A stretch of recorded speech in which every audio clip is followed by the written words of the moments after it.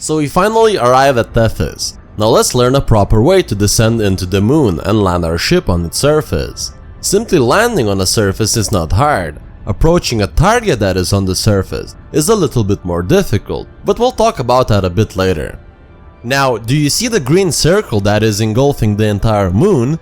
I'm actually not sure what sort of measurement this refers to in real life, but within the game, it serves two purposes. First, if you cross the green circle, the object's gravity will take a hold of you, and if you are traveling too fast, you will get yanked out of supercruise. This is especially dangerous around stars when using fuel scoop, because if you get too close and fall into the star's gravity, you will have to wait for your frameshift drive to recharge while being cooked by the star's heat.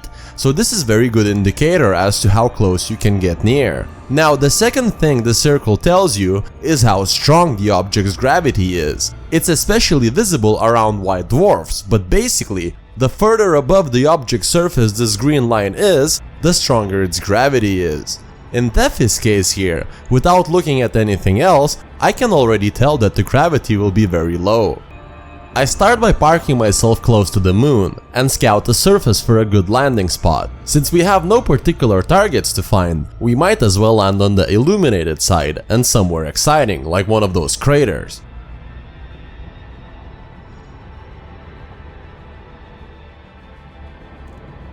Once I confirm my landing area, I start aligning my ship towards it, and I set my ship at 45 degrees angle towards the surface, like this.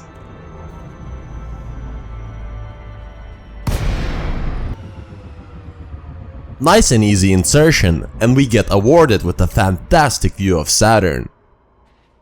Now let's find a flat area and land this bird down.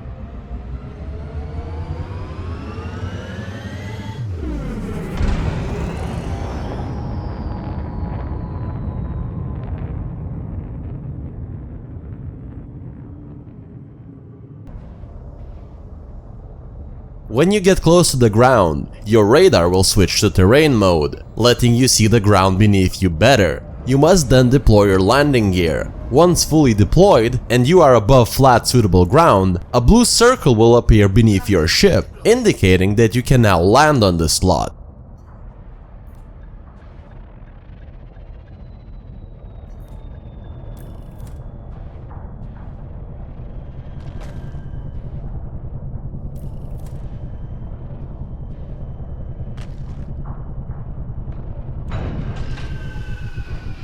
Remember we talked about the green circle indicating low gravity? Let's take out one of our surface reconnaissance vehicles for a spin to see if it's indeed the case.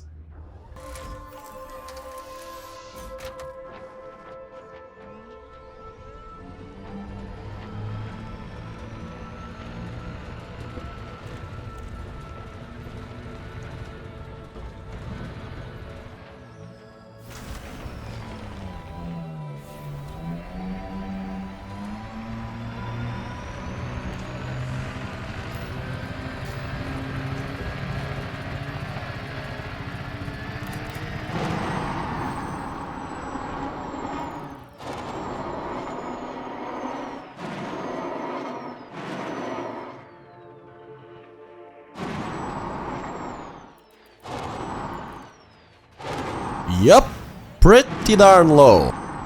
Now, I've mentioned that landing near outposts is a bit trickier, so let's see what the actual difference really is. There's one extra technique that you can use if the gravity indicating green circle is low, like we can see here on Jupiter's moon Europa.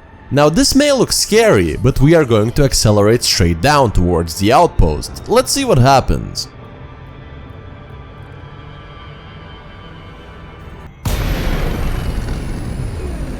Not much really, we get yanked out of supercruise at a distance just shy of 40 kilometers.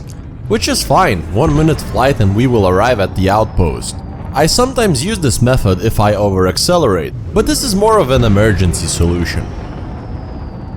Now let's do one properly. So we begin our descent in a similar fashion like before. We line up with the target and set ourselves at a 45-degree angle towards the surface.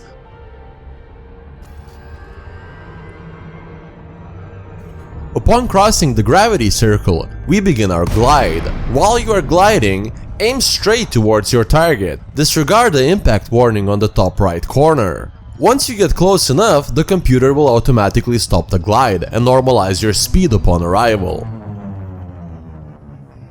There's one more thing you need to know in order to stay safe while planet exploring. Your engines will be under more stress while under gravitational influence than they are in space, so they will overheat much more, especially on turns, like this.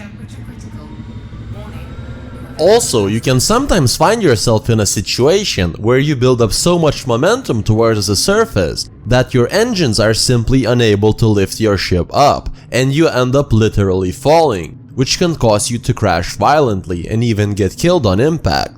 To remedy this, simply aim the nose of your ship towards the horizon and give your thruster some beans. Boosting will change the angle of your momentum, and engines will regain control of the ship. And that is pretty much all you need to know about safely landing on planets. Now let's go back to space and talk about the dangers there.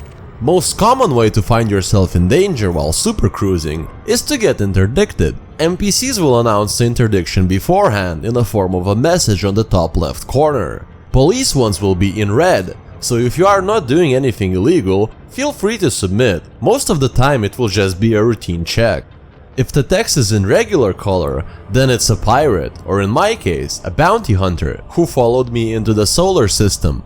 Interdictions by players will, however, have no warning, so if you are being interdicted without one, get extra alert. To avoid the interdiction, you can play the minigame, in which you have to keep the thingy in the blue thingy or whatever, but do yourself a favor, never bother with this, it's just a waste of time. It's much more simple to do this. Yup, all you have to do is decrease your speed, submit, boost, your frameshift drive will recharge within a few seconds, and simply Billy Big Steps out of the engagement. See you later, sucker! Meh.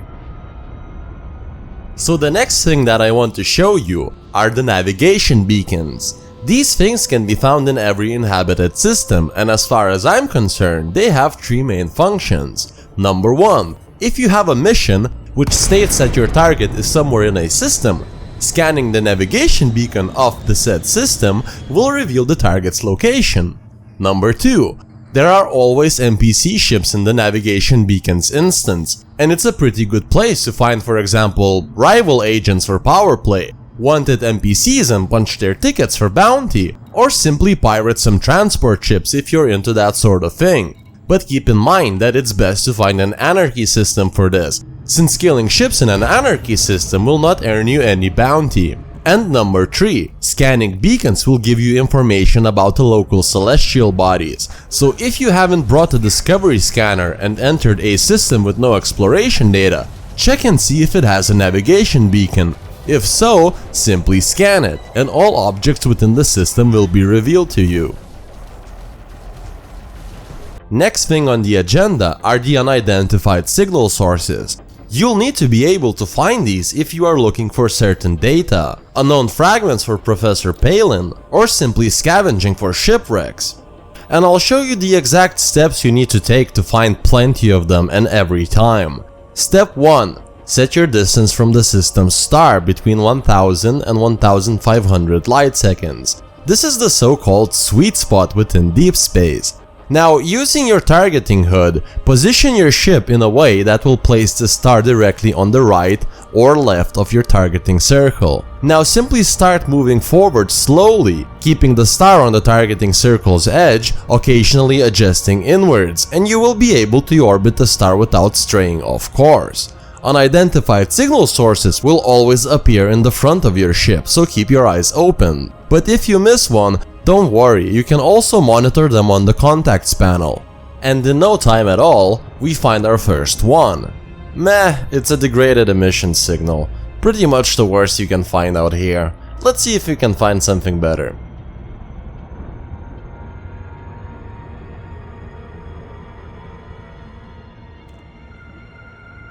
Ooh, another one. And this time it's an encoded emission signal. Sort of a medium value one. Let's check it out and see what's the story with it. So we arrive at the signal source and find a very interesting wreck. I don't know what this is exactly, but it almost looks like it could be a fragment from the anti-gravity ring that you can find on an Imperial Majestic class capital ship line. Very interesting indeed. We also have a few materials floating about that we can pick up, and a beacon that we can scan for data. Let's see what we get. Incoming message.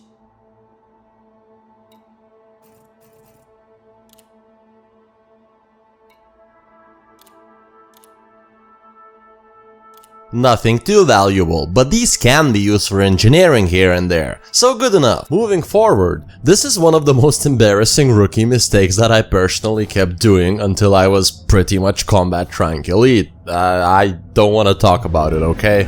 But basically, when you start playing the game, you may run into a situation where your frameshift drive jump target is obstructed by a body. In our case, it's the beautiful, watery, lush, green landscape of Mars. And if you are an idiot, like I was, you may not have figured out yet that you can initiate frameshift drive simply by hitting a key, instead of going into the panel and selecting engage button. So all you have to do is figure out which key it is and super cruise around the obstacle. Wop wop. What else? Oh yeah, another handy thing to know is a technique called planet-side station approach.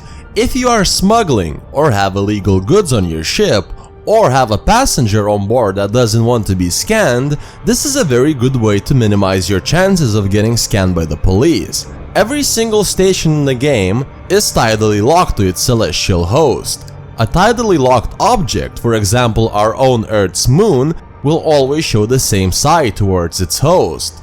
That's why we have a phrase, dark side of the moon, because that side is never visible to us due to tidal locking. And since station's entrance side is the one that is tidally locked, approaching from the planet side will ensure that you always exit Super Cruise right in front of the entrance, so you won't need to travel all the way around the station risking being noticed by the police. And the very last thing that I'd like to show you is how to find the entrance to the Kornelius class space station. I don't know about you, but when I was a beginner, this was one of the most infuriating things in the entire game for me. I could never find the entrance to the seemingly randomly stumbling object. Is the entrance here? Or here? Where the bloody hell is it? But then, by sheer accident, I realized that these things are actually spinning on their axis. And if you assume that they are spinning counterclockwise, then the entrance will always be on the right hand side. This concludes my star navigation tutorial. I hope you found it helpful. Now go out there, my son, and conquer the stars. I made this long ass video as a way of celebrating me reaching 400 subscribers. I want to thank each and every one of you for watching my videos, supporting me on forums and sending positive vibes my way. You are a fantastic audience and I am honored to be given this chance of entertaining you. Poorly mind you, but meh. I also want to send a special thanks to a commander by the name of Oogie Boogie. Some of you will recognize the name from another Elite Dangerous focused YouTube channel that is much larger than mine. I've met him in the open while making this video, and he told me that they watch my channel and think that it's good. I was absolutely gobsmacked by the fact. It's pretty much equivalent to New York Times reading newspaper from the corner paperboy. So shout out to these guys, they run an awesome YouTube channel and you should definitely check them out. I'm subscribed to it myself, link in the description. See you in the next video.